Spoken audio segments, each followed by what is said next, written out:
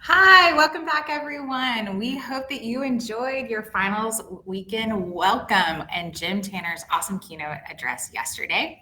The video from that event has now been posted in the schedule where it was yesterday on Socio, so you can enjoy it again, or if you missed a piece of it, it's there for you. My name is Julie DeVoe, also known Julie Ray, Julie D, OG Julie, of the three Julies to keep us straight. I'm the Director of Scholar Advising here at Morehead-Cain, and I have the pleasure of spending my time every day with the scholars of this program.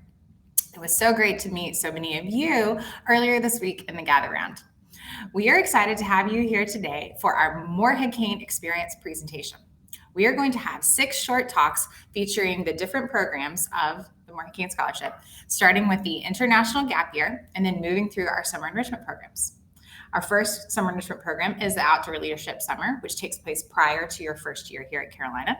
Civic Collaboration, the summer before your second year at Carolina. Global Perspective, the summer before your junior year. And Professional Experience, the summer before your senior year. You're probably going to hear a few other Carolina and Morehead-Cain experiences blending in, and we're going to end with the Lovelace Fund for Discovery. These stories provide an example of what our program can offer, but they're just one person's unique story. There are no two Morehead-Cain stories that are exactly the same. We hope that you get a sense today of how scholars get to chart their own pathways here in our program. So without further delay, we're going to jump right into hearing from scholars. To keep this a bit more engaging for you in this virtual setting, we challenged our 6 scholar speakers to deliver their talks today in the Pechakucha style.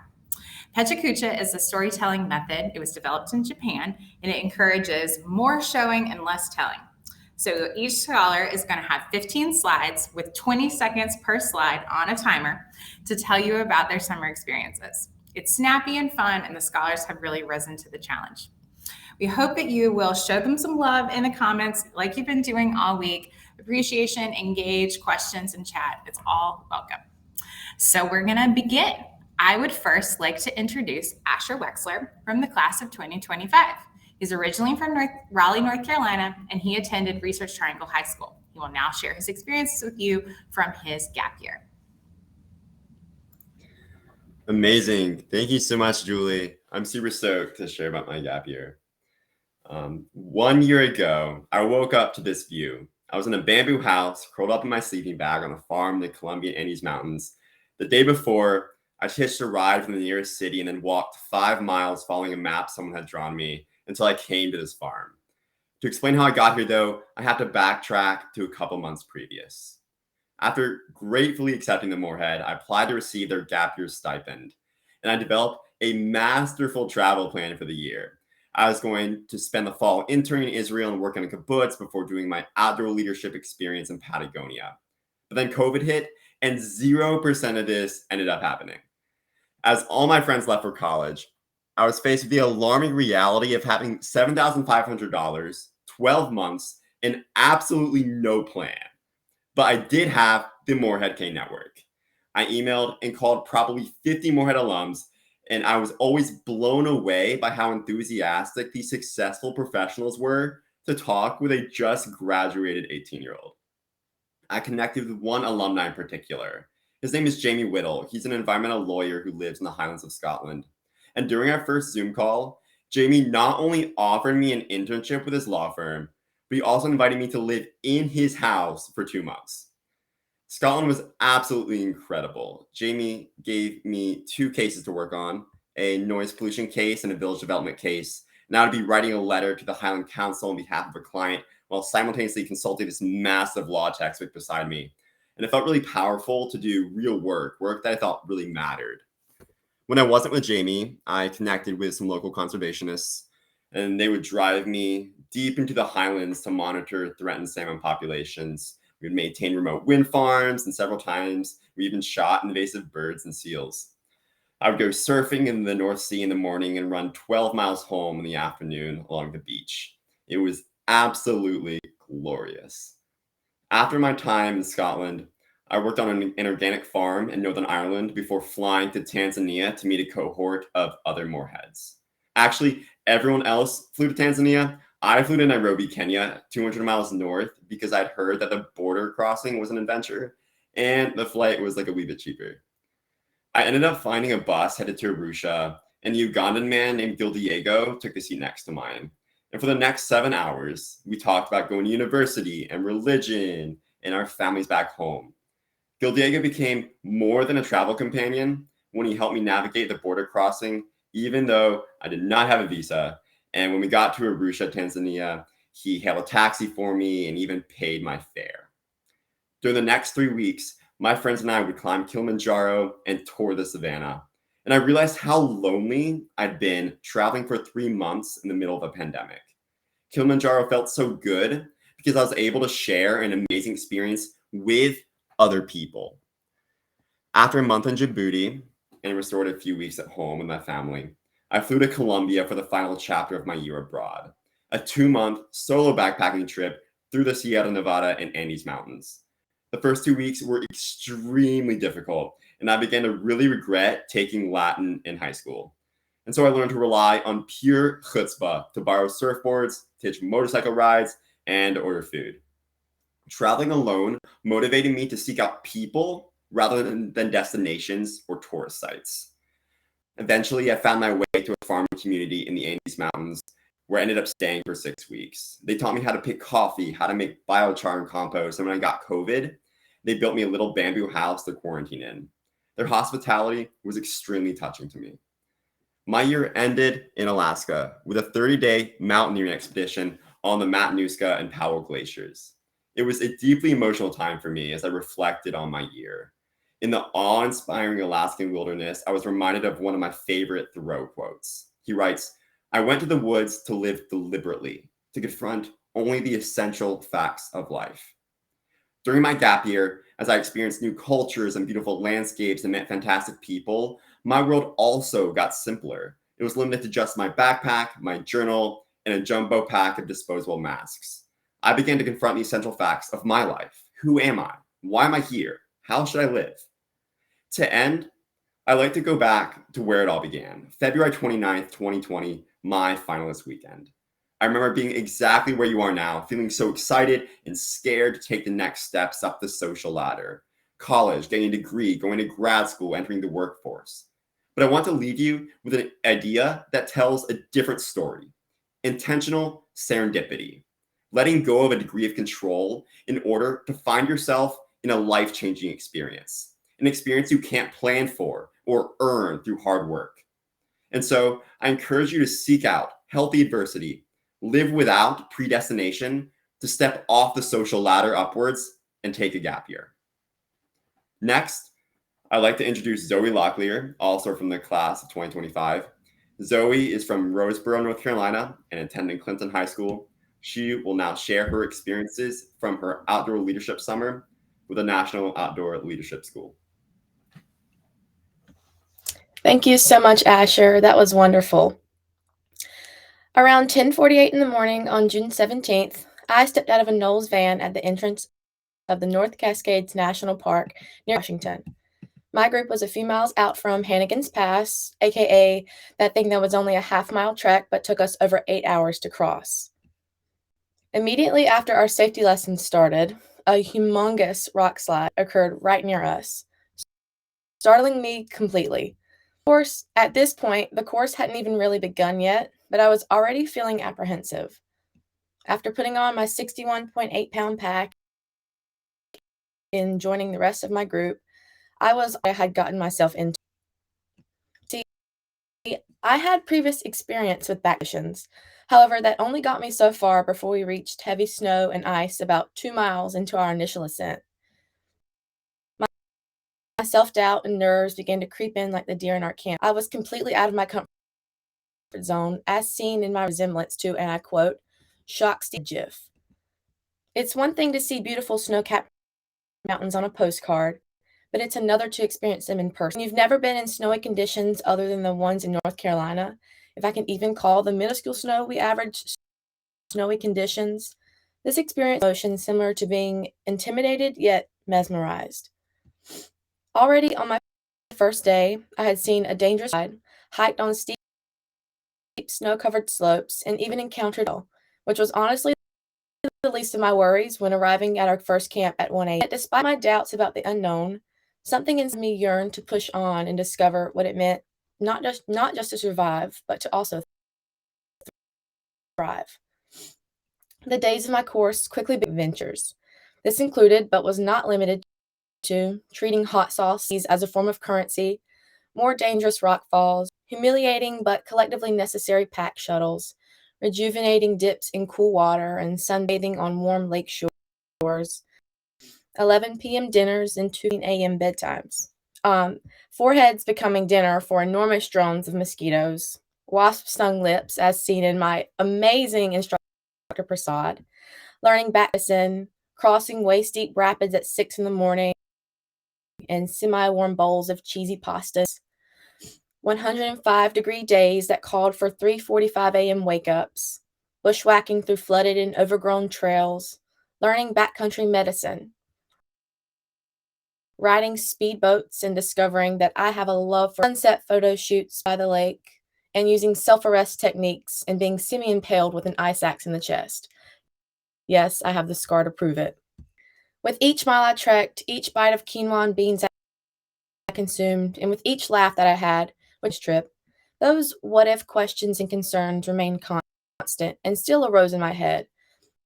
However, the nature of their existence changed drastically. Thinking about the unknown became optimistic. The unexpected events, nerve-wracking emotions at the beginning of my course, every little doubt that I had, no longer had the same effect on me. I quickly came to understand, through my struggles, that in order to survive in the wilderness, I first had to thrive in my personal well-being. It stood as a testament I learned throughout many long days on trail. Prepare for everything, expect the but overall, embrace whatever happens, because you can find positivity in any situation. Reminiscing on my time in Washington, I concluded that many experiences are often fleeting and can pass without a moment's notice. Yet my journey on the Knowles Pacific Northwest backpacking course was not an experience of the ordinary. It was an expedition of extensive physical, mental, spiritual, one of extreme treachery and rigor, yet of the utmost engagement, fulfillment, and growth. In my times of hesitation and exhaustion, the decision to abandon my tribulations, push the PLB, and take a helicopter ride out seemed so inviting. Yet I knew that these feelings and pain unknown didn't stand a chance against the tenacity and perseverance of myself and my group. The maturation and development that I underwent in my designated leadership, active followership, peer leadership, and self-leadership during this course just speaks to this foundation. Overall, I think it would be the understatement of a lifetime to say that the short month I spent deep in one of the most breathtaking places on earth, with the most loving and courageous humans I have ever met, was easily the most beautifully chaotic and serendipitous chapter I have ever experienced on my perpetual journey in this. Next, I'd like to introduce Jada Jett from the class of 2024, originally from Holly Springs, North Carolina. Jada attended Carey Academy and will now share her experience from her Civic collaboration summer. Hello everyone, my name is Jada, and last summer I spent 8 weeks living in this Airbnb in Denver, working with the City of Centennial on their electric vehicle action plan. Colorado's overall goal was to increase the number of EVs to 940,000 by 2030, so Centennial planned to contribute by increasing their EV ownership and their electric vehicle infrastructure tenfold. Our group's work was focused on creating an actionable, equitable plan for Centennial to use as they work towards getting EV ownership up to 18,000 by 2030. The plan included 10 well-researched potential locations for new EV charging stations, as well as funding sources to get the chargers installed. No one on our team actually had any experience with EVs before Civic Collab, so we spent the first week learning as much as we could from the Centennial team, the internet, Morehead-Cain alum, and then split the responsibilities for the project based on our skill set. So I worked with Katie and Olivia on finding and ranking potential locations, given our background in research, and Jesus and Richard used their financial background to find grants and tax incentives for the stations. And then to compare locations, we created a point system with 8 major factors and then offered resident feedback alongside our top picks from a survey we conducted at a local event. At the end of the summer, we presented our findings to a team of Centennial officials and created an outreach packet for businesses and residents to inform them of the benefits of EVs and the possibilities for installing a charger. And the presentation went really, really well. Our group was actually recently told that our research was included in the Centennial Transportation Master Plan, which guides transportation investment for the city through 2030. So we really couldn't have asked for a better end result to our work.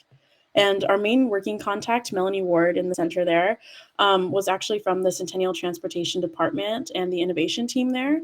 And she was basically one of the main reasons we survived our tumultuous first few weeks in Denver. She was so helpful the whole summer, connected us to people in our fields of interest, oversaw our work with the Centennial Project, and helped with any roadblocks that we had along the way. The first of which was the heat. The first few weeks in Denver, the West got hit with a heat wave with record temperatures. So we got some fans from Melanie to make our Airbnb, which had really shoddy Wi-Fi, to be more manageable. And then our second major challenge was the Wi-Fi. I think the speed at our house was 7 megabytes per second, which is barely enough to support one phone, let alone 5 computers for work. So we ended up using the extra $1,000 that each Civic Club group gets to rent out a spot in a co-working office in the River North District of Denver, which was really great because we got Wi-Fi, first of all, but also we could see the other small businesses that were up and coming in Denver, which were basically working right alongside us in little glass cubicles. And then to give a little bit of background on the Civic Club group structure, each group has 5 to 6 scholars. And before going in, you usually don't know each other very well, but you get to know each other really, really quickly, given that you're working, living, having fun together. But it's a really great idea to do some group bonding activities as well. So ours was going to Planet Fitness about 3 to 4 times a week. And all our free time we basically spent outside together because Denver has endless activities and places to see. If you ever have the chance to go, 100% do it. Everywhere was beautiful. But I think my favorites were kayaking about an hour away with the mountains as a backdrop there, and maybe the beautiful 2-story bookstore called Tattered Cover in the center of Denver. And then also the food, of course. I don't think I had a single bad meal when we went out to eat. As you can see, the city had virtually every type of cuisine you can think of, plenty of vegan and vegetarian options. Those little chicken and waffles, they are vegan actually, but just everywhere. So good, so good. And I also want to talk about going to a city. It can be really, really daunting to be in a new city by yourself. But I would say to spend some time to be just by yourself for about an hour or so a day. I found that that's how I stayed level-headed throughout the whole summer. I was a much better friend, teammate, roommate, just overall person when I had a chance to be by myself and explore for an hour or so and catch the sunset like I did there. But it was also really great to have guests. We had guests virtually every weekend in Denver. Emmaus on his cross-country biking trip last summer. My parents came, groups from other Civic Club locations, and we went everywhere we could. The Botanical Gardens, a Juneteenth festival, a Pride festival, a bazaar, tons of hikes because of Denver. But overall, we connected with a ton of people, especially because of Kim Roberson, our Morehead-Cain connection in Denver, set us up with a ton of alumni. That's exactly what we looked like when we met them because we were doing a lot of LinkedIn stalking before and after because there were just so many awesome people and we wanted to stay in contact with them, which we did. But overall, the summer was one of the most transformative I've ever had. I learned a lot about my strengths and weaknesses while also being able to do impactful work for the city of Centennial, which actually led me to join the Keenan Scholars Program here back in Chapel Hill to work more at the intersection of public and private enterprise. So that was really, really cool. And if you guys have any more questions, definitely ask me about it. I loved my whole time there. But now I'm going to introduce Connor Diaz from the class of 2022, originally from Chapel Hill, North Carolina, where he attended East Chapel Hill High School. Connor could not join us for the live event, but he still wanted to share with you his amazing experiences with the Global Perspective Summer. Thank you, everyone. Hello, everyone. My name is Connor Diaz, and I'm really excited to talk about my Morehead-Cain experience during my Global Perspective Summer. Unfortunately, I cannot be there to share my stories, but I hope that you all get the chance to introduce yourself to me in person soon. Feel free to contact me with any questions about the Global Perspective Summer or just say hi. I would love to meet you. So to start, you need to know that I love uniqueness. Whether they be unique histories, unique environments, or unique ideas, I'm for delving deeper into them. If you have a far-out idea that you want to explore or a proposal that combines two seemingly unrelated fields, the Global Perspective Summer is the perfect opportunity to do just that. As for myself, coming into university, I had a father who worked with the Environmental Protection Agency and a mother who was a clinical researcher in medicine. Naturally, these two influences sparked a deep interest in me to intersect the two areas of study. Additionally, as someone who lived in Spain, I wanted to apply an international perspective to my Global Perspective Summer venture. As for the Global Perspective Summer itself, it's focused on designing your own project centered around gaining new knowledge from a global point of view about specific areas or an area that you find interesting. So with that framework, I decided, okay, what is the most unique area in Europe from an earth science perspective? And to me, that answer was, no doubt in my mind, Iceland. I mentioned my desire to travel to the foreign country to my professor at the time, Dr. Donna Surge, who worked in the Department of Earth Sciences and who was well acquainted with the field. She directed me to the website of Reykjavik University in Iceland, where I found several professors who were planning on conducting doctoral investigations of the geothermal beach area in the Reykjavik city itself. I ended up cold emailing as many researchers as I could, not thinking this method would get me anywhere. However, I eventually received a response from one professor who is not only familiar with UNC, given that his daughter had gone there, but held the title of a Morehead-Cain scholar in high regard, much to my advantage. Eventually, after emailing back and forth, this professor suggested that I assist with a 3-person project centered around how the increase of global warming-inspired glacial melt led to soil temperature elevation. This had relations to underground gas escape in populated beachfront areas, and thus had a human health implication to it that I wanted to apply from the get-go. I ended up spending, at the end of this venture, 3 weeks with the team in a completely foreign environment by myself, where I knew nothing about the language nor the history of the country, really. Staying in Reykjavik, an area of isolated culture given its geographical location, allowed me to, as a solo traveler, immerse myself completely in the lifestyles and ideologies of the people there.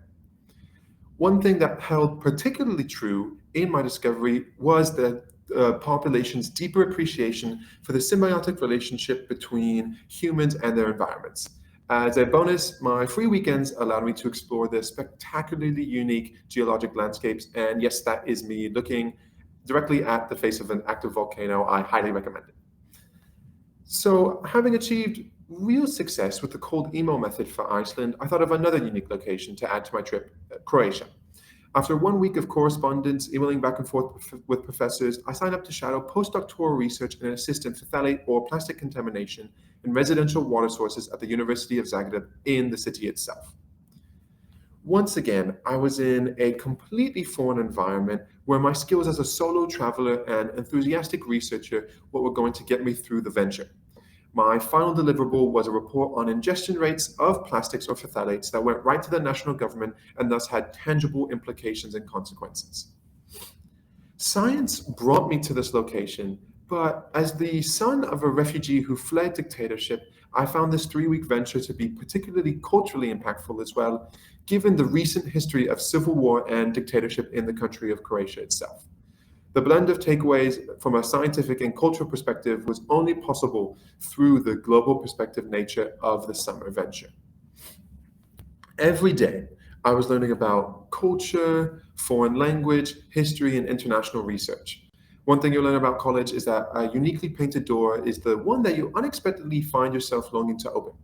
This is definitely true in a globally enriching experience such as the Global Perspective Summer, and was definitely true for me. I find myself now a graduating senior who is looking to get my PhD, wanting to implement similar global and field-based methods of looking at historic periods of warm climates to model future climate change. Personally, I can only hope that my graduate experiences are as unique and as transformative as this SAP summer. Thank you so very much. Next, I would like to introduce Jack Moore from the class of 2022, originally from Hartford, Connecticut. Jack attended Conard High School and will now share his experiences from the Professional Experience Center. Thanks, Connor. Hi, everyone. My name is Jack Moore, and today I'm going to tell you about the summer that changed the course of my life in Casablanca, Morocco, working for the Small Enterprise Assistance Fund, or SEAF. The 3 years prior in the Morehead-Cain Experience had taught me who I was. This summer taught me who exactly I wanted to be. The spring prior, I didn't know what I wanted to do, both in terms of the summer specifically, as well as in my life. In a good example of how Morehead-Cain scholar advising sometimes knows you better than you know yourself, Julie suggested that I apply to Civic. 2 months later, I was flying into Casablanca, Morocco, ready to embark on the experience of a lifetime. After an April and May of trying to relearn as much as I could from high school French, there I was, across the ocean in Casablanca. I figured, though, that, I'd have a little bit of time to adjust to Moroccan life and settle in. As it turned out, Moroccan National News was doing a story on Civic Morocco on, just my first day of work. So here's my star turn on Moroccan Nightly News. I think I'm more famous over there than I am here. But quickly I got my feet under me. A company Civic had invested in, Sowit, became my main work portfolio. Sowit is an agricultural tech company that uses drone technology to recommend how farmers should precisely water and fertilize their crops based on their soil. This can increase yield by up to 65%. The reason that this is so revolutionary is it puts the power of AI into the hands of individual African farmers. As I was working for Civic, Sowit was on the process of launching their app, as you can see right here, which allows a farmer to easily map out with their fingertip the exact property demarcations of their land. And in return, the app gives the farmer the Sowit recommendations for water and fertilizing from the drone mapping. At the beginning, I was just doing paperwork for Sowit. But as my bosses at Civic began to see my enthusiasm for the Sowit portfolio, they began giving me more and more responsibility. After 2 weeks, I was running meetings from the Civic side with the Sowit team. After 4, I was splitting my time between the Civic and Sowit offices, ensuring that Sowit got the support it needed from Civic and applying for further funding from grant agencies. And the meals over there made it all worth it. And it was during this time, working between offices, that I realized I had found my calling. Every morning when I was walking to work, I felt like Tom Brady running out of the tunnel in that picture, knowing that if I did my job well, maybe Sowit can expand their operations. And that means maybe food supply can be increased across the region, meaning more food on people's plates. And when that's how you feel on your way to work, you know you found a career path. The people at the Sowit office, pictured here, were legitimately changing the world. But they also became some of my best friends. We worked seamlessly together in the office and became inseparable out of it. We called ourselves the most international crew on the beach, where many a Saturday were spent. Under our tent, French, English, and Darija were spoken. And those are days that I will never, ever forget. And traveling's great, but making friends while over there changes your life. I already can't wait until the next time I see my Casablanca crew, and I'm gonna make sure that I do. And of course, self-timing pictures is hard. Having people to take your picture when you do the obligatory beach camel ride, it's a must.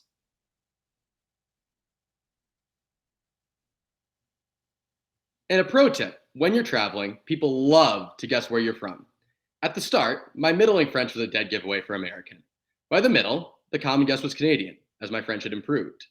And by the end, having spent a summer of speaking French in the office and on the beach with my friends, the most common guess was that I was Spanish. And I feel like that's some serious progress from where I started. And with this improved French, I was actually able to make my way around Morocco to sightsee, navigating the train and bus system with my newfound French fluency. Here I am at Cape Spartel on the left, where the Mediterranean meets the Atlantic, and you can put your feet in both waters. It is undoubtedly the experience that has changed my life. Looking down at the mist, going over to the Spanish coast, there's nothing like it. Upon my return to the United States, I knew I had to build a career centered around what I learned in Casablanca. So, with that in mind, next year I'm headed off to Sciences Po in Paris to study international development with a focus in African studies. Casablanca allowed me to prove to myself that I'm ready for this challenge, because I am confident in my French and my ability to thrive in a foreign environment. And when I reflect on this summer, I think the best way to explain the impact it had on me is to plagiarize Ted Lasso. Be curious, not judgmental. If I had a preconceived notion of what I wanted Casablanca to be, I wouldn't have let Casablanca shape me into the person I am today. And I can say, unequivocally, that I am better for it. And as you can see from my Ted Lasso Halloween costume this year, I'm making sure that philosophy is at the center of whatever journeys I have in the future, in Chapel Hill, in Paris, and beyond. Because I know that I would not get to experience those journeys if I hadn't allowed myself to be shaped by what I now consider to be a second home, Casablanca. And what I would challenge you all to do is to find your Casablanca. If you make the choice to come to Carolina as a Morehead-Cain scholar, you are going to get to experience things that you probably never dreamed of, or even considered a possibility. Embrace that and let those experiences mold you into the person that you're going to become. I think you'll be excited to meet that person. Thank you so much for your time, and good luck. Next, I'd like to introduce Olivia Hoynes from the class of 2022, originally from Greenville, North Carolina. Olivia attended Junius H. Rose High School and will now share her experiences from the Lovelace Fund for Discovery Grant Program. Thank you so much, Jack. Again, my name is Olivia, and I'm so excited to share with you all today a little bit about my experiences with the Lovelace Fund. So you might be thinking, what is the Lovelace Fund? The Lovelace Fund allows scholars to pursue opportunities that deepen their academic experiences at the university. And it's allowed me to tailor my UNC experience towards my newfound interest in reproductive health. After my first year, I interned at Immigrant Justice Corps in New York City. When I had to speak in class or at work, my heart raced and my voice shook. I tried Toastmasters classes, but I needed something more. And I wanted to become more confident in my voice and challenge my comfort zone. So I used Lovelace Fund to take improv comedy classes. It was a huge stretch experience for me. Learning improv each week helped me become a more confident version of myself. I still struggle at times, but I'm far more comfortable expressing myself fully and authentically being myself. Returning to Carolina during a pandemic, I found online community through a 3-month online full-spectrum doula course. A full-spectrum doula is a non-medical, emotional, and physical support person who helps individuals and families through reproductive health journeys, including abortion, pregnancy loss, birth, and postpartum. Going into this course, I had interests in reproductive health, but I had uncertainties and I lacked experience in the field. Taking this course was really transformational for me. I learned extensively about the history of reproductive health in the US, tools for reproductive health support, and obstetric violence towards Black, Indigenous, and birthing people of color. My online community of doulas became a virtual support system for me through really challenging times. Still, I'm in community spaces and book clubs with doula friends from around the world who have taught me about reproductive justice and community care. My community of birth workers helped me gain confidence and conviction in myself and my interests and my love for reproductive health. Because of this course, I tailored my health policy program and electives towards reproductive health. I started volunteering and working as a doula for birth and postpartum, which I love. Here I am with my very first client and her new twins. A few months later, here I am with my very same first clients providing postpartum support. Fast forward to today, I'm working for a really wonderful doula agency in the Triangle and building my own doula practice to take independent clients with focus on LGBTQIA+ families and on single parents.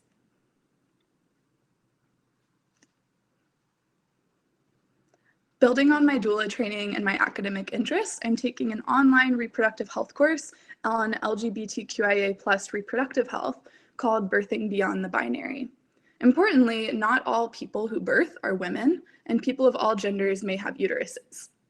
Already, the course has helped me learn and grow in ways beyond what was available to me in my program. I'm also using Lovelace Fund to take an online course on disability justice and supporting disabled people through birth. This course has advanced my reproductive health knowledge, thinking, and language around disability in birth work and in public health broadly.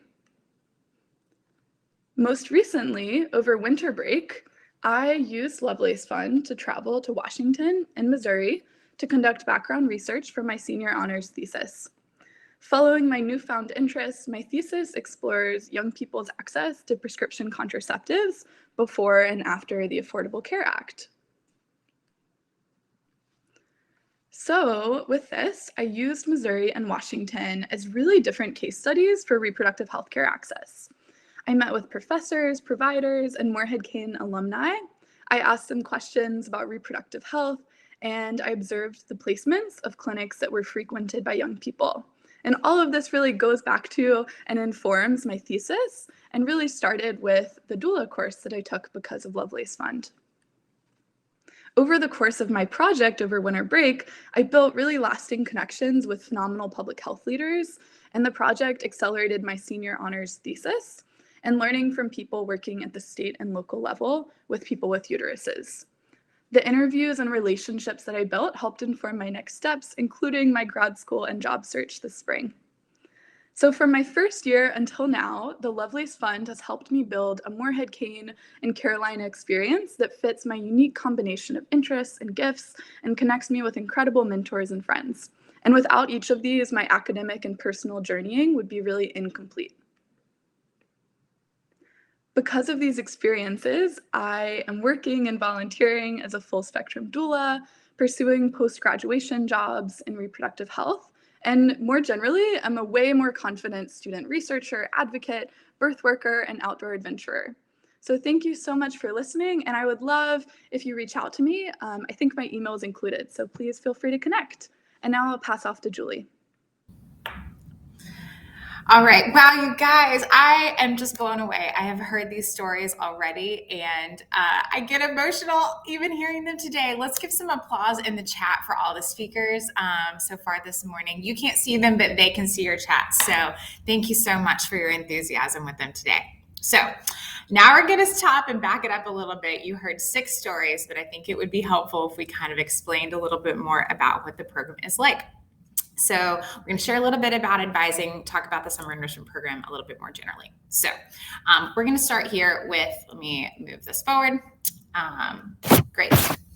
We're going to talk a little bit about just what the summer enrichment program is and the 4 components of it that you just heard from this last group.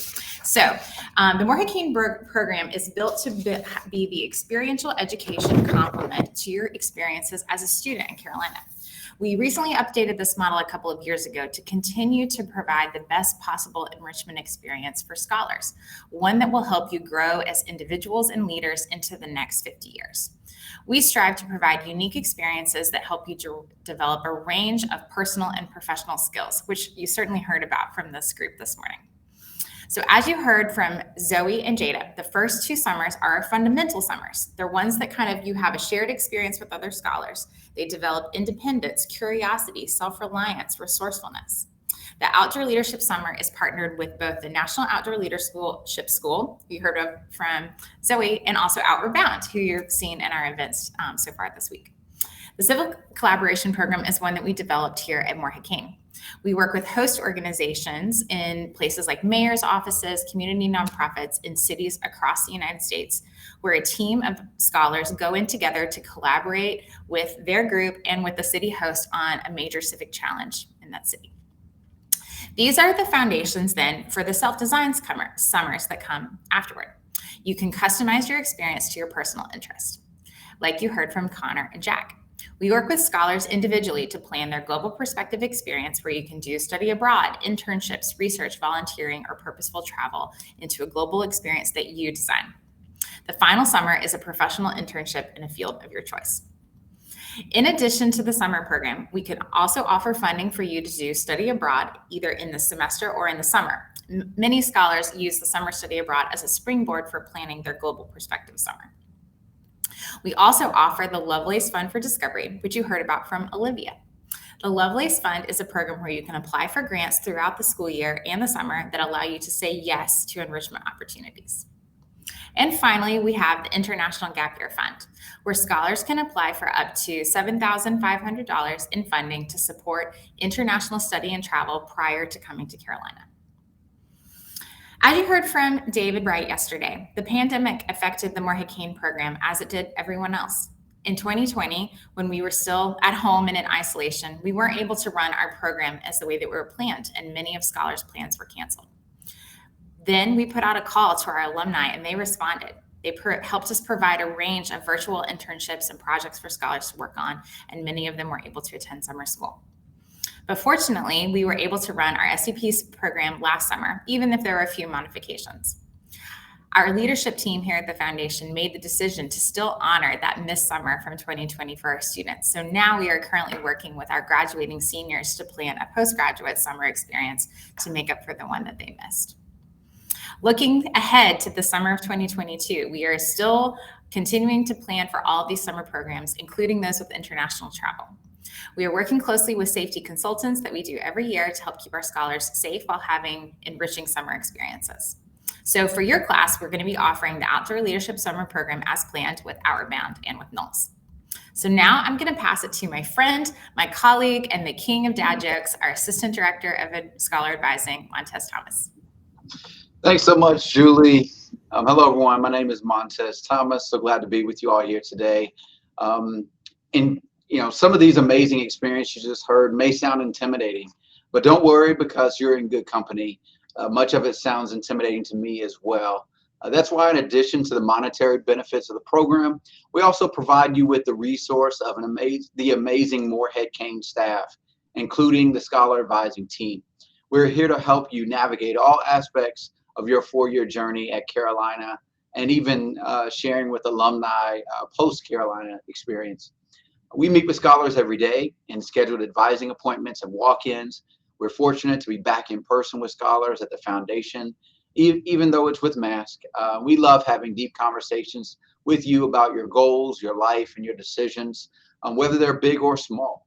At the end of the day, it's our mission to help you think about the big picture of your scholar experience and life at Carolina, integrating all of your different experiences and helping process what they are teaching you about yourself as well as the world.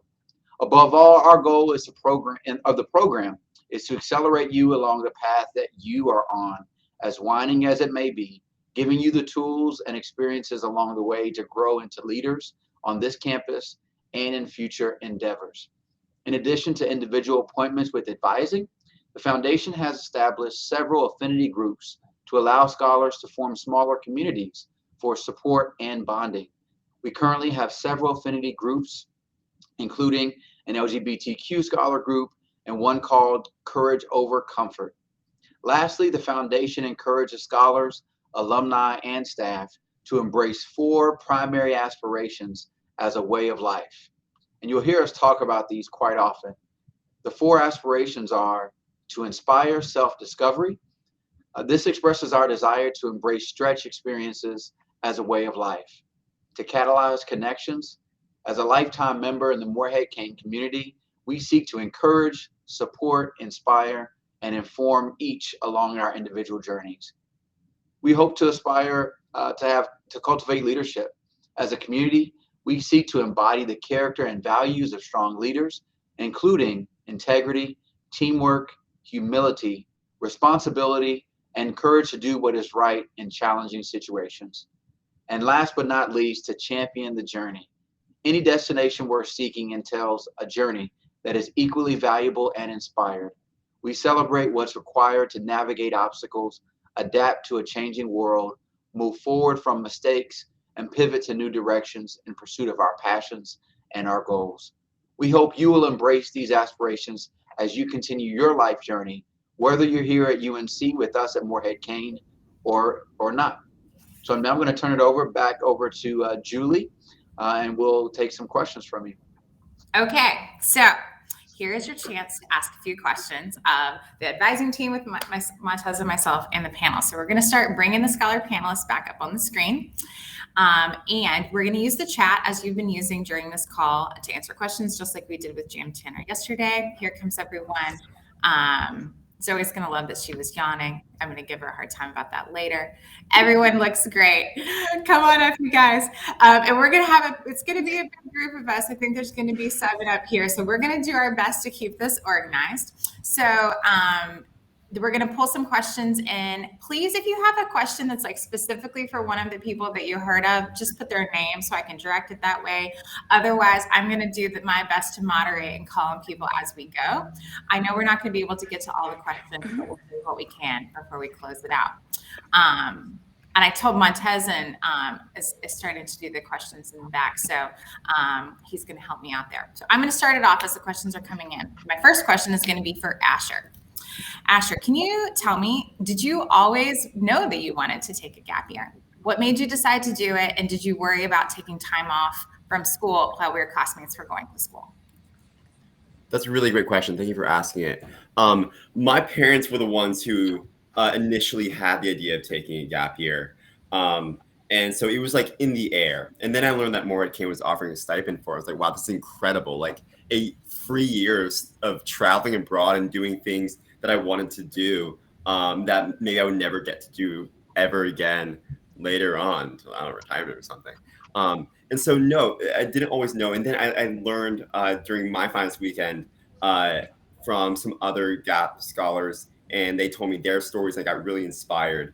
And the things that they told me was that it isn't a year away from education. In fact, it's a very much educational year, but you're learning experientially instead of didactically. And that was a really interesting way to put it, I thought.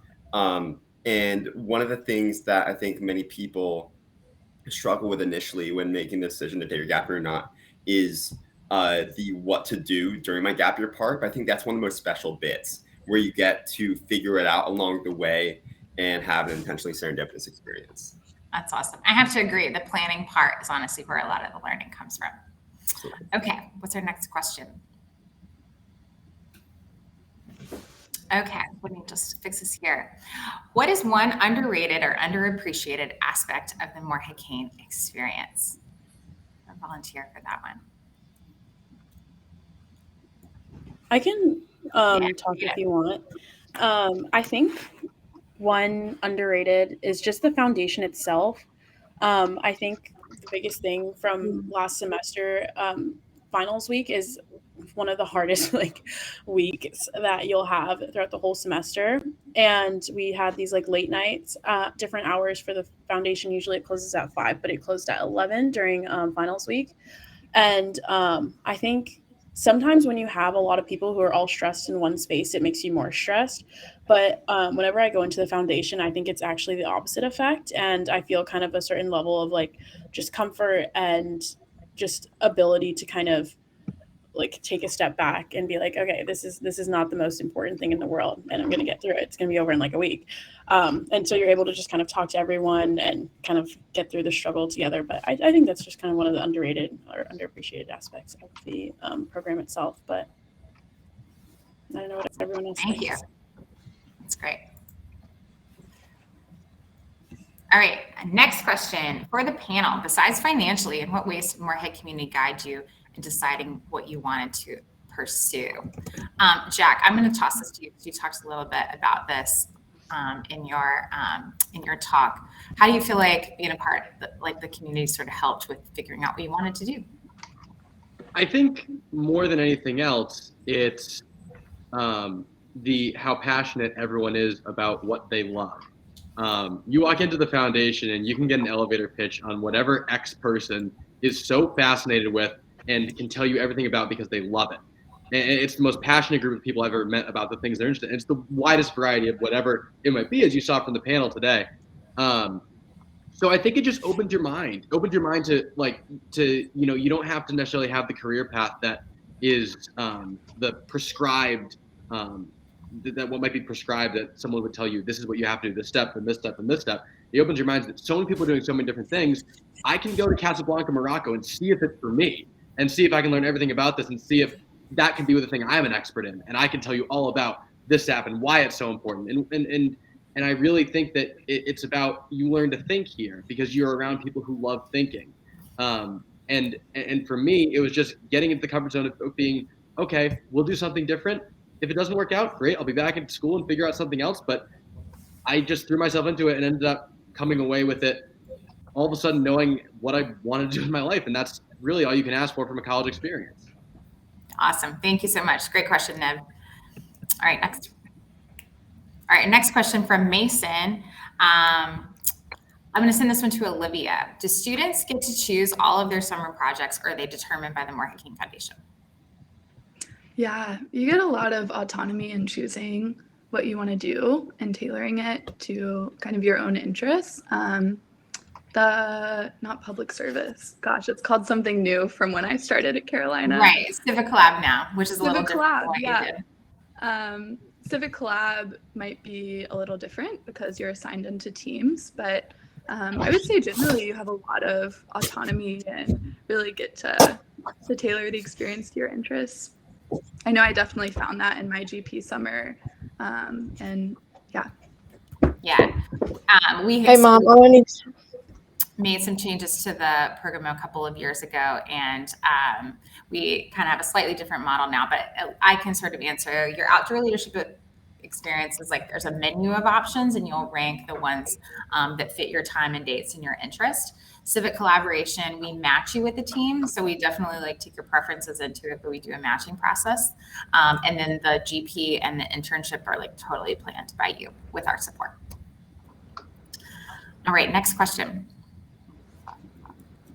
Okay, how did the Morehead-Cain Foundation support you during COVID-19, which is still happening for all of us? Is there anyone who'd like to take a stab at that one? Olivia, I might pass this one back to you since you are the oldest scholar in the group. Olivia also did a gap year in between, stop out year between her sophomore and junior years. So I did. That's why I'm bad at answering the Civic Lab question. It's been a long time now. But yeah, during COVID, I mean, funding me and helping me enroll in online courses that really helped me pursue my interest during COVID. That was a huge support for me. I also leveraged advising support a fair amount during COVID. And in the spring of COVID especially, I will share that I was really having a challenging time and was providing end-of-life care for a family member. And so during that time too, I reached out to the foundation and just really felt like a lot of support and grace from them to take care of myself. So I think there's the emotional, practical, financial ways that they support. Thank you so much. Great question. And that continues to happen. We've been fortunate to be in person here at Carolina throughout the semester, wearing masks in the foundation, but we've been really lucky to be back open to be with scholars. It makes such a huge difference from last year. All right. Great. From Elijah, I would love to hear how you prepared for your trip, your mentally, the necessities that you needed, etc. Zoe, this seems like a good one to talk about OL. Yeah, so for my trip, can you hear me? Yes. Yes, we can. Before my trip, I had, or as of right now, going through a lot of things, dealing with things that pop up, just like my Wi-Fi cut out a little bit ago. There was a lot of unexpected details before my trip that I had to work out and just kind of go with off the cut. It was my first time ever traveling to the West Coast. I had never done any independent travel like that before. Having to organize my itinerary, getting to the base camp and from base camp, getting hotels, Uber flights, everything lined up was a big experience for me. And also preparing mentally, I knew that this trip was going to be hard. I had done backpacking trips before, but never a month long, never in Washington during the summer. So I was totally kind of just ready to face it. So I did a lot of journaling, a lot of reflection before my trip, just to make sure that I was in the right headspace and going into the trip with a positive mindset. But the foundation, they really supported me in that. I know I blew up Montez's email so much before my trip, asking about different things. Like, how do I reserve a bus from the airport to the base camp? And so he would just say, please see this person. And they'd always direct me to wherever I needed to go. So in that aspect, they were very supportive. So definitely planning for my trip, I was not alone. But it really did give me the independence that Morehead pushes for the scholars that I have benefited so much from. That's great. I'm actually going to ask Jada to talk about this too, because it kind of follows along. The next summer, you are moving to a new place, doing a lot of this logistics, but you get to do it with a team. Yeah. So preparation for that started right after we got our assignments. So we made a group chat, obviously, and kind of did the preliminary discussions for logistics.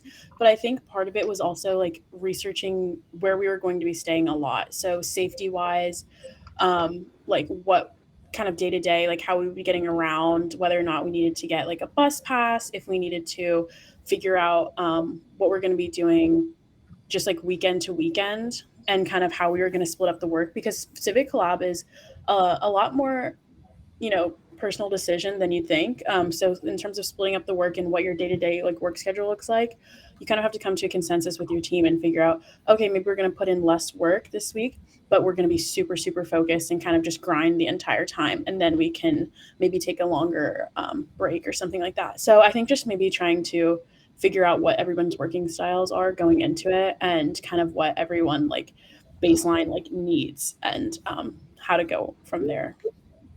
That's great. Yeah, we sort of have the programs designed with like more support moving to a point where you're essentially like Jack planning an international summer internship on a relatively short notice and kind of doing all those logistics yourself. So it's a big part of what we believe in here, that you have the ability to be an independent traveler if you want to be, and we want to give you the tools to do that, but allow you to do that on your own. All right, next question. All right, from Kira. For the advisors, what steps or programs are in place for mental health and well-being? Montez, can you take this one? Sure. So we have a couple of things in place where we have a general a company that we contract with where scholars can get up to 5 sessions of one-on-one mental health counseling and therapy sessions regarding a variety of issues, right? So it can be mental health support, it can be financial support, it can be legal support and advice. And so scholars have access to that aspect. For some, we are all trained as mental health first responders. So if there's something going on in the immediate moment, there have been many times, unfortunately, where my phone or Julie's phone or Laurel or Sophia has rang after midnight, and a scholar's in a traumatic situation, and we kind of talk them through the situation and circumstances in that moment. And we also, we have ourselves as resources. We also have the ComPsych resource available as well. And then the general network. I mean, a lot of it is not so much traumatic mental health situations going on, but where people just have general anxiety about the future. And so being able to connect with alumni and with other scholars who have been through similar situations and being able to be pointed to the right direction on campus, to know the right office to call. And that's one of the benefits of having the advisors, is that as a general UNC student, you just kind of have to navigate that on your own. But we have the benefit of having many community partners across campus, and we can more easily direct scholars, maybe cut out a few steps that you would have had to face and deal with otherwise. Great question. All right, looks like we might have time for 1 or 2 more. Let's see what's up. I'm laughing. Yesterday we were in the practice. Montez said that he was gonna teasing me about anchor manning me, that I would just read whatever question came on the screen and have to roll with it. I'm doing my best to keep up today. All right, a common theme seems to be breaching your comfort zones. I'd say that's true. How do you find ways to push outside your comfort zone in daily life? Caroline, this is a great question. I can answer that one. All right, do it. So during my gap year, it was challenging. And then I came to UNC, and UNC is great, but the new challenge was the challenge of routine. I was going to the same classes every day, and I was seeing a lot of the same people every day, which is great. It was great. My classes are wonderful. The people are wonderful. But I was kind of like stuck in this is what I'm doing, and this is what I'm going to be doing for the next 4 years. And so getting out of that, I wanted to like redo like a gap year mindset. And so I camped in the woods a couple times. One time I camped outside my dorm building. It was beautiful and lovely. People came to stop by. And I wanted to eat with new people. And so like in Lenore or Chase, the big dining halls, everyone is like eating like with their own little group. And I've like gone and eaten with random people that I don't know. And it was like so terrifying. But that's one way to like mix it up, and you meet new people, and it's so like inspiring and rewarding. Also, like focusing on what is important. School is hugely important, but I also like had the opportunity to work on an LED project. We're trying to change all the UNC light bulbs, especially in the dorms, to LEDs, and focusing on the things that I find really valuable, and self-actualizing has been another way to mix it up. Awesome. Thank you so much. All right. One more? All right, I think this might be our last question. Be able to talk, schedule walk-in meetings. Scholars, how accessible would you say they were? Your accessibility, how that enhance your Carolina experience? Anyone like to say? I can take this one to start. Yeah, they're super accessible. It's like the quick answer, I think. I've talked to Julie countless times over my time in the past 5 years. And I mean, for things like figuring out if I wanted to do clinical work or go the public health route, or I got a bad grade on my first chemistry exam my freshman year. And I was like, are you going to take my scholarship away? And Julie was like, no, we're not going to do that. Just like, I think they've been a really constant source of support. And whether it's a walk-in or a scheduled or just being in the foundation space and chatting in the kitchen, they've been really supportive and accessible. Thanks. I would say also that the accessibility ranges, like Olivia was talking about, you don't necessarily just have to go for things that are you can go to different advisors for different things. So sometimes you might think Julie might have more background for whatever you want to do, and go to her and get all the advice you need. But it's usually an intersectional problem often. So for example, if I wanted to travel, I would probably talk to Montez as well, because I think traveling as a POC and as a woman, and I think there are just certain things that I would probably rather talk to Montez about.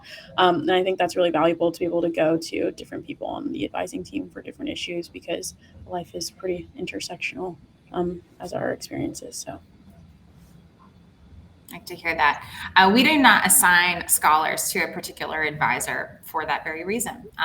We see our whole staff as a collection of resources for you, and it's for you to take advantage of. We do require that students meet with an advisor for a fall advising appointment at least once in the fall. And then obviously we work with you in the spring to plan your summers. And for that, each person on our team is kind of the captain of the summer. I work on professional experience, Montez works on Civic collaboration. But we really hope that you have interactions with a wide variety of our staff. And as far as advising, I get advising from Montez and Laurel and Sophia as well. And so we hope that you see us as a collection for you and not just one person that you have to go to. All right. Thank you so much for your fantastic questions. Thank you, panel, for being here with us today. We really appreciate it very much. I think Montez is going to close this out. Great. Thank you so much, Julie. Thank you all so much, finalists, for being here and for sharing with us. You all have been great. It's been awesome to read your comments in the sessions, as well as observe you in your interviews so far to this point. We realized we couldn't get to all your questions here today. We look forward to meeting many of you, hopefully in person, at the Discovery Weekend in a few weeks. And for the others who aren't a part of that experience, we are so grateful that you're a part of this weekend and this time with us. All the speaker profiles, information for the speakers who shared today are listed below, and so you can reach out to them directly if you have any questions.